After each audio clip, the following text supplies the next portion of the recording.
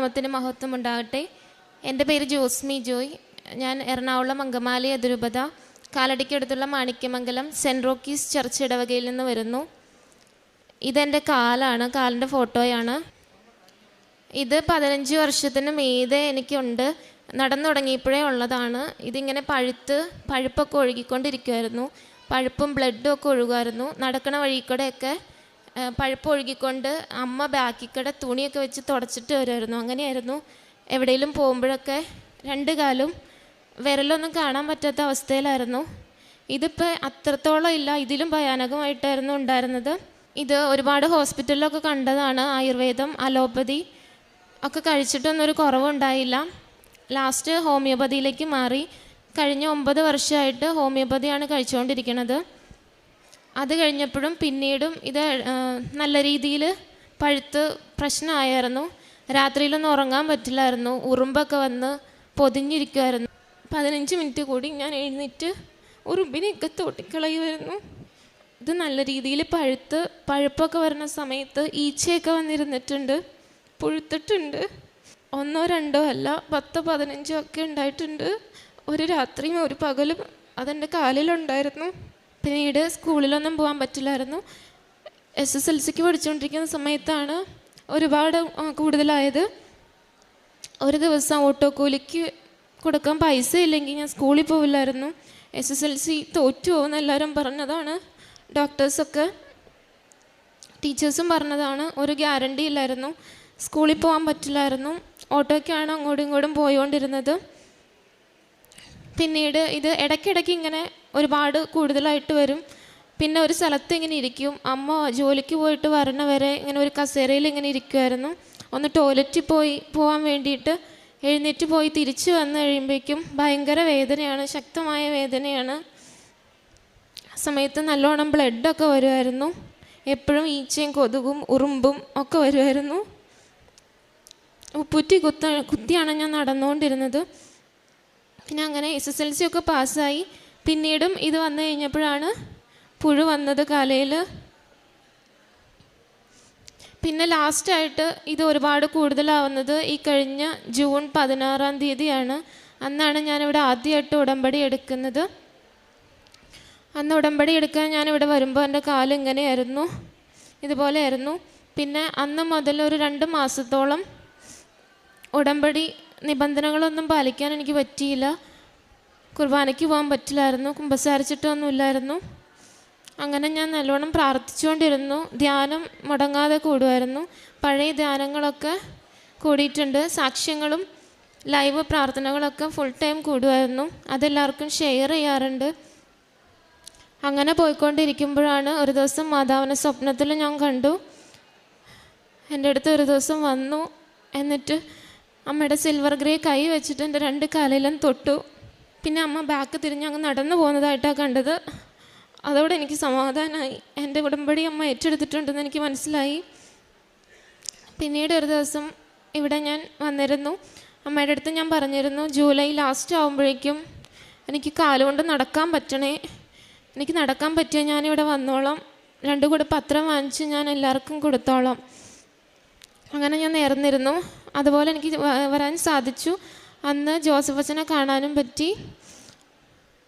അച്ഛനെൻ്റെ കാലയിൽ, അച്ഛൻ അവിടെ അൾത്താരയിൽ മുട്ടുകുത്തി നിന്നിട്ട് എൻ്റെ കാലയിൽ സൈത്ത് പൂശി പ്രാർത്ഥിച്ചു. അന്ന് അച്ഛൻ എനിക്ക് കാശുരൂപം തന്നായിരുന്നു. ആ കാശുരൂപം ഞാൻ ഇവിടെ നിന്ന് ഇറങ്ങുമ്പോൾ എൻ്റെ കയ്യിൽ നിന്ന് താഴെ വീണായിരുന്നു. അപ്പം ഞാൻ എന്താണാവോ, ഞാൻ മാതാവിനോട് പ്രാർത്ഥിച്ചു, എൻ്റെ ഉടമ്പടിയിൽ പാകപ്പിഴകളുണ്ടെങ്കിൽ എന്നോട് പൊറുക്കണേന്ന് ഞാൻ പ്രാർത്ഥിച്ചായിരുന്നു. പിന്നെ അത് കിട്ടി. പിന്നെ കുറച്ച് അങ്ങോട്ട് ബാക്കോട്ട് ഇറങ്ങിയിരുന്നപ്പോഴേക്കും പിന്നെ എൻ്റെ കയ്യിൽ നിന്ന് കാശുരൂപം താഴെ വീണു. അപ്പോൾ എനിക്ക് ഭയങ്കര വിഷമമായി. നോക്കിയിട്ട് അവിടെ ഒന്നും കാണുന്നില്ലായിരുന്നു. എന്നിട്ട് ഞാൻ മാതാവിനോട് നേർന്നു, എനിക്ക് കാശുരൂപം തിരിച്ചു തരണേ, ഞാൻ സാക്ഷ്യപ്പെടുത്തിക്കോളാം എന്ന് പറഞ്ഞായിരുന്നു. എന്നിട്ട് ഞാൻ അവിടെ തന്നെ ഇരുന്നു. ഒരു തുള്ളി വെള്ളം പോലും ഇറങ്ങില്ല. ഞാൻ എങ്ങനെ ഈ അവസ്ഥയിൽ വീട്ടിൽ പോകണേ, എനിക്ക് കാശുരൂപം തിരിച്ചു തരണേ എന്ന് ഞാൻ പ്രാർത്ഥിച്ചു. കുറച്ച് കഴിഞ്ഞപ്പോഴേക്കും ഫ്രണ്ടിലിരുന്നൊരു ചേച്ചി എഴുന്നേറ്റപ്പോൾ ആ ചേച്ചിയുടെ അടുത്ത് ഇരിപ്പുണ്ടായിരുന്നു എൻ്റെ കാശുരൂപം. അങ്ങനെ എനിക്ക് മാതാവ് തിരിച്ചു തന്നു. പിന്നീടാണ് ഞാൻ ഡേറ്റ് ഇട്ട് പ്രാർത്ഥിക്കുന്നത്. എല്ലാം മാതാവ് ഉള്ളിൽ തോന്നിക്കുന്നതാണ്. എന്നോട് ആരോ പറയുന്ന പോലെ എനിക്ക് തോന്നി, നീ ഡേറ്റ് ഇട്ട് പ്രാർത്ഥിക്കുക എന്ന്. അങ്ങനെ ഞാൻ ഡേറ്റ് ഇട്ടു. ഓഗസ്റ്റ് 15 അമ്മയുടെ സ്വർഗാരോഹണ തിരുനാളിൻ്റെ അന്ന് ഞാൻ പള്ളിയിൽ പോകുമ്പോൾ എനിക്ക് കാലിനൊരു പ്രശ്നം ഉണ്ടാവരുത്, ഒരു പാട് പോലും ഉണ്ടാവരുത്, എനിക്ക് പൂർണ്ണമായിട്ട് സുഖപ്പെടുത്തി തരണേ എന്ന് ഞാൻ പ്രാർത്ഥിച്ചായിരുന്നു. അങ്ങനെ ഞാൻ ഹോമിയോ മെഡിസിൻ നിർത്തി. ഹോമിയോ മെഡിസിൻ ആയിരുന്നു കഴിച്ചുകൊണ്ടിരുന്നത്.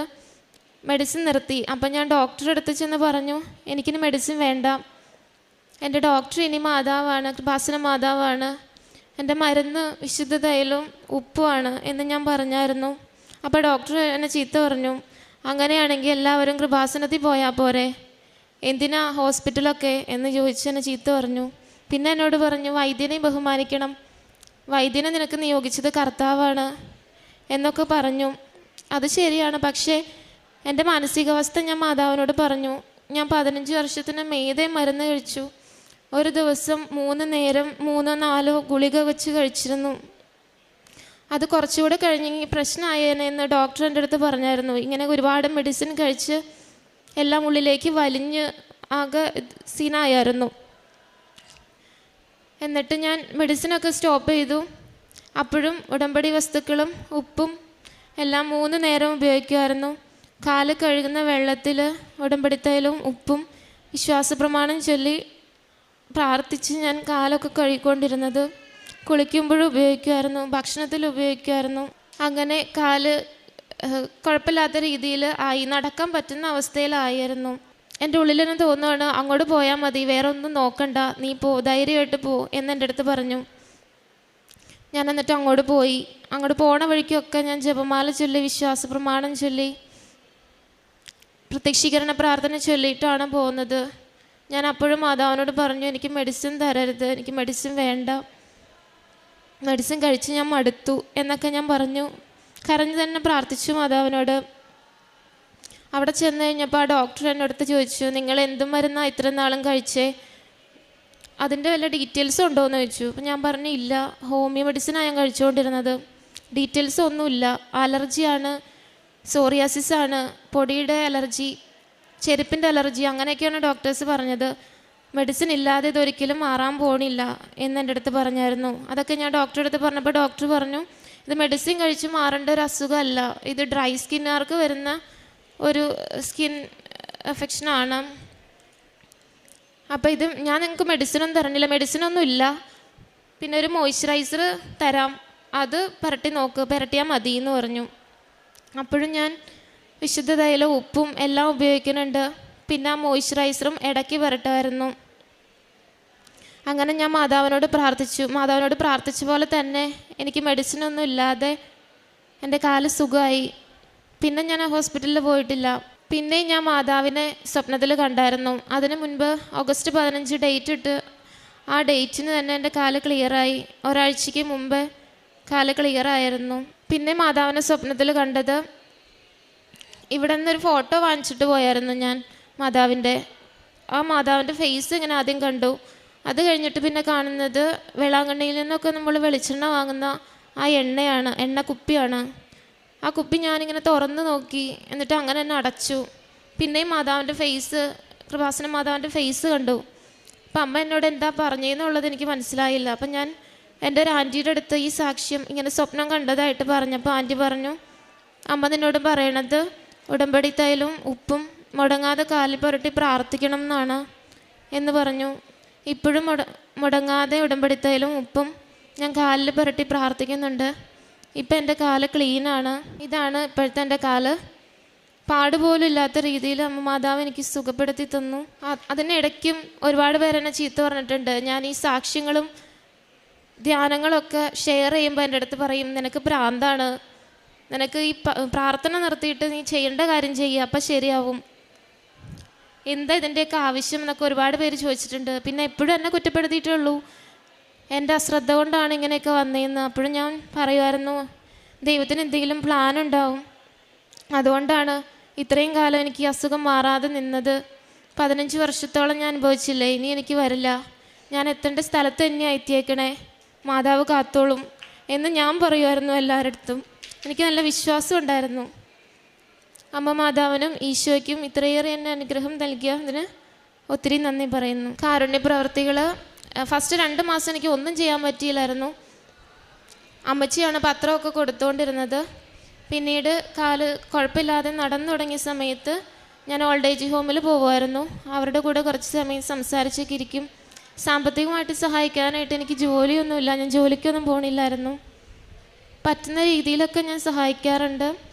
പിന്നെ ധ്യാനങ്ങളും സാക്ഷ്യങ്ങളൊക്കെ എല്ലാവർക്കും ഷെയർ ചെയ്യാറുണ്ട്.